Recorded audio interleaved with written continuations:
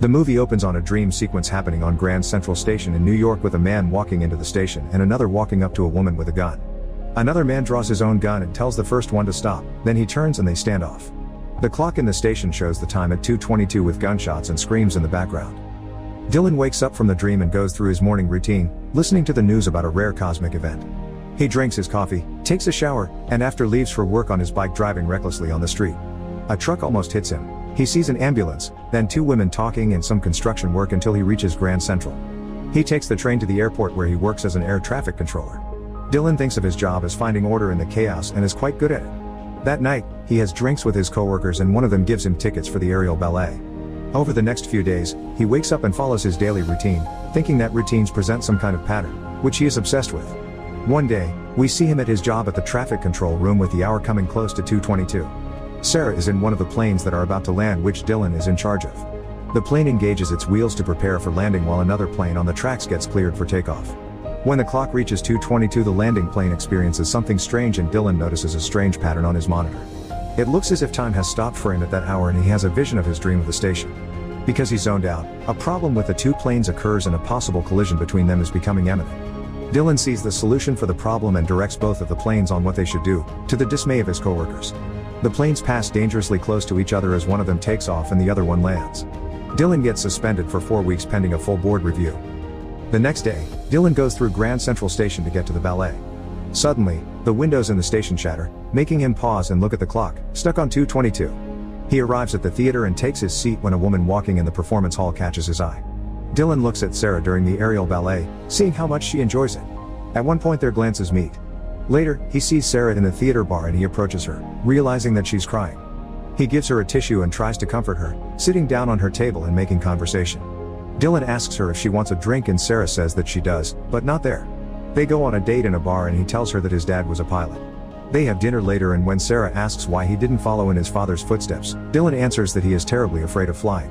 She tells him that she works in an art gallery, but that she really wanted to be a dancer. Their date continues long in the night and Dylan shares what happened a few days ago at work when he nearly killed 900 people. Sarah realizes that it was her flight and when Dylan apologizes for almost killing her, she says that actually, he saved her. They leave the restaurant and both say that they feel like they've known each other forever.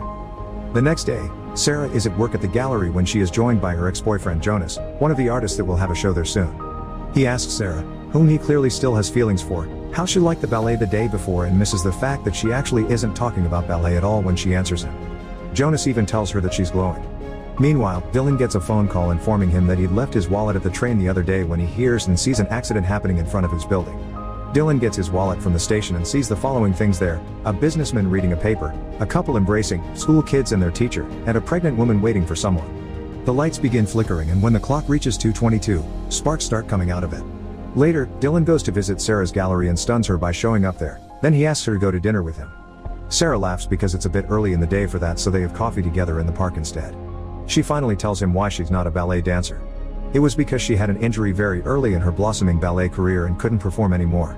Dylan cheers her up by playing music on his phone and asking her out for a dance in the park. They dance together and later get back to her place and sleep together. The next morning, they're lying in bed and she tells him when her birthday is, which surprises him because it's his birthday as well. Suddenly, he hears a car crash outside and checks his watch to see if it happened at the same time as the other. Later, Sarah talks to Jonas at work and when he finds out that she's seeing someone, he pretends to be happy for her. Dylan is in a cab, going someplace, when he begins to notice the same things he does when he goes to work, only done by other people in different parts of the city. He freaks out and argues with the cabbie to take another route when they have a massive collision with a truck. Dylan gets rescued out of the cab by some onlookers, but then stumbles away from the scene with just a small injury on his head. He goes to Grand Central Station and gets to Sarah's immediately telling her about the things that he repeatedly sees there. Dylan tells her about the businessman, the couple, the school kids, and a pregnant woman under the clock. When it strikes 2:22 things begin to explode on the station. Sarah comforts him and maybe she thinks he has a concussion. Later, Dylan gets back home and water drips on his hand. He thinks that everything that he sees and hears is part of some giant pattern that he needs to figure out, so he starts writing down all the things he remembers on some parchment paper. Dylan leaves his house again, paying close attention to all the things on his way, and writes them down on the parchment paper. He gets to work and tells his coworker that he feels like he's losing his mind, then says that things are happening to him that can't possibly be explained. Dylan's coworker doesn't know how to help him but tells him that they should do something for his birthday that's in 3 days. Later, Dylan can be seen getting overwhelmed by all of the things he hears and thinks might be part of the pattern, so he goes back to his apartment and writes them down in a new place where he can see them more easily. He makes an enormous list that includes everything that he keeps seeing in the station as well, then wonders if everything will end in a climactic way. It's the night of Jonas's show opening, which is called Convergence. Dylan arrives at the gallery, and before Sarah can approach him, she's swiftly taken away by Jonas to watch his artistic display. Everyone crowds in another room in the gallery, and Sarah introduces Dylan to Jonas. His artwork is a light installation that captures Grand Central Station. The audience is transported inside the station with all of its parts appearing slowly. Suddenly, Dylan notices that Jonas has included the clock in his exhibit, stuck on 2:22. Other elements of Dylan's pattern emerge within the work, such as the businessman and the pregnant woman that looks like Sarah. The clock turns back time and the work changes when Jonas approaches Dylan, and he asks him if the piece is some sort of joke and if he's been following him, thinking that all of it is connected to his pattern. Jonas has no idea what is going on, and they begin to struggle. Sarah and the gallery manager pull them off each other. Then another curator begins clapping because he thinks it's all part of the show. He congratulates Jonas for recreating a famous murder scene that happened on the station years earlier. But neither Jonas nor anyone else understands what he means. The curator tells the audience that he has another interpretation of the murder in his own gallery. Sarah drags Dylan away, upset with him, telling him to let himself out. He leaves and sends her an apology text, then Jess back to the gallery and sees her talking to Jonas, getting a little jealous. The next day, he exercises furiously while listening to the news reporting on the cosmic phenomenon that will be at its peak in the following 2 days. Dylan breaks his exercise equipment, and when he tries to fix it, he sees a parcel hidden in the beam of his ceiling. He opens the parcel to find a passport with the name Jake Redmond and some letters addressed to the same person. The letters are love letters. Meanwhile, he tries to reach Sarah, and when he can't, he goes to see the other exhibit of the murder scene. Dylan looks over the images in the interpretation, and the curator joins him. He tells him the story of what happened as they look at the image of the killer. The killer gunned down a pregnant woman and a cop before he was himself gunned down by the cops. Lastly, he shows him a photograph of the original crime scene in Grand Central Station.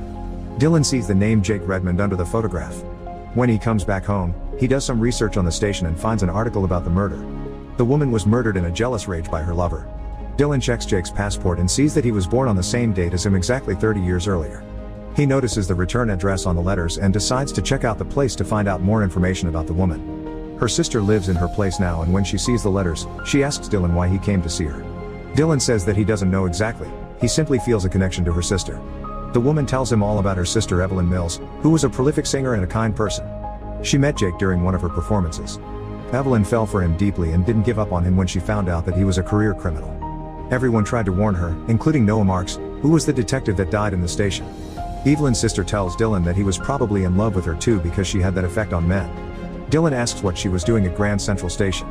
Her sister tells him that Detective Marks came in one day and told Evelyn things about Jake she didn't know, like how he was a very violent man. So the detective wanted to hide Evelyn in his place in Millhurst, and that's how they got there. She hands Dylan Jake's letters to her. When he gets back home, Dylan tries to figure out the pattern and sees a correlation between the placement of the airplanes the day Sarah landed and the placement of the bodies in Grand Central Station after the murder. He writes Sarah about the connection he's found and begs her to call him. Meanwhile, Sarah enters the light installation and Jonas joins her there. She tells him about Dylan, then asks Jonas why he wanted to make it about Grand Central Station.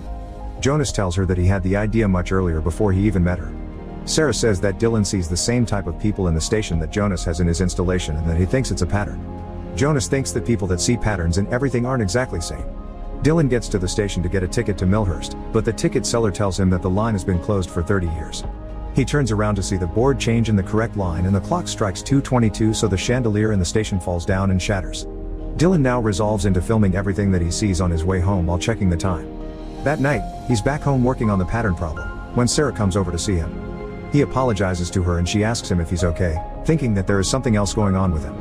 In the meantime, Jonas is working on his installation, making the pregnant woman look like Sarah.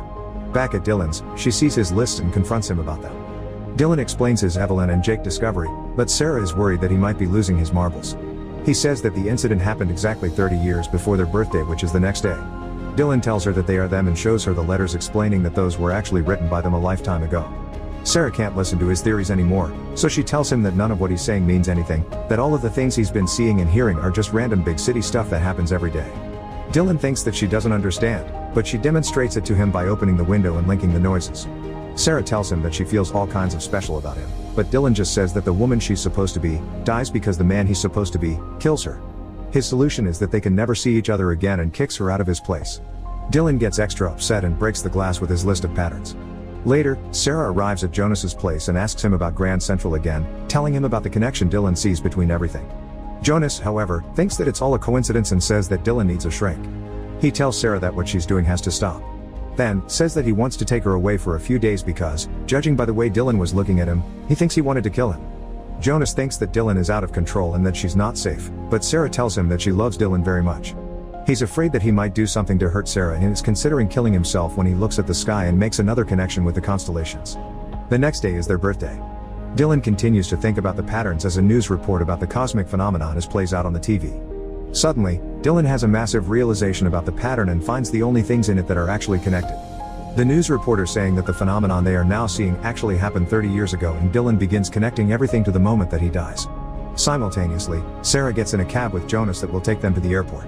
Jonas tells her that a couple of days in Millhurst will do her wonders. Dylan leaves his place and follows the patterns, leading him to Jonas's apartment. He slams at the door, but when no one answers he finds a way to break the lock. Inside he finds giant photos of Sarah, as well as an entire wall of smaller ones and a notebook with sketches from the station. Dylan also finds an empty pistol case and realizes Jonas is Noah Marks. He calls Sarah, but Jonas asks her not to answer when he gets a text that their flight has been cancelled. Jonas diverts the cab to Grand Central Station, to Sarah's horror. Dylan runs toward the station, having realized that it will still all go down as he thought it would. Jonas and Sarah arrive there and he goes to get the tickets. Sarah sees the clock and follows it, then listens to Dylan's message that he knows what the patterns are and that he's been seeing the day that they die. Jonas gets the same information from the seller as Dylan and gets tickets to another place close by. Dylan has an incident with the police and he grabs one of their guns, but instead of putting the gun down he slides it and jumps through a window to get to the station. Jonas gets to Sarah with the tickets, but she doesn't want to have anything to do with him anymore. He doesn't want to let her go, calling her Evelyn and saying that she must love him. Sarah doesn't though, which upsets him. Suddenly, Dylan arrives and calls to her, getting Jonas angrier, so he reaches for his gun. Sarah sees what Dylan has been seeing: businessmen, couple, school children, and realizes that in their version of events, she's the pregnant woman standing under the clock. Jonas points his gun at Dylan, freaking everybody out and saying that she'll never be his as he points the gun at Sarah. Dylan runs to her and jumps in front of Sarah as Jonas shoots. The clock is close to 2:22 and he knows that the cops are coming, so he turns to face Jonas. The original version of the situation is revealed, in which Jake is the one protecting Evelyn like Dylan is protecting Sarah now. Before Jonas can fire another shot, the clock strikes 2:22 and the cops gun him down. Dylan drops to the ground and the entire story plays out. Jake was never the murderer but was framed by the cops to protect their own. And in the end, only love can reveal the truth. Dylan doesn't die when the clock changes to 2:23. In the last image of the film, Sarah is revealed standing next to their baby looking out of their apartment to Dylan, who has become a commercial airline pilot. He looks at his watch, happy that the patterns aren't there anymore.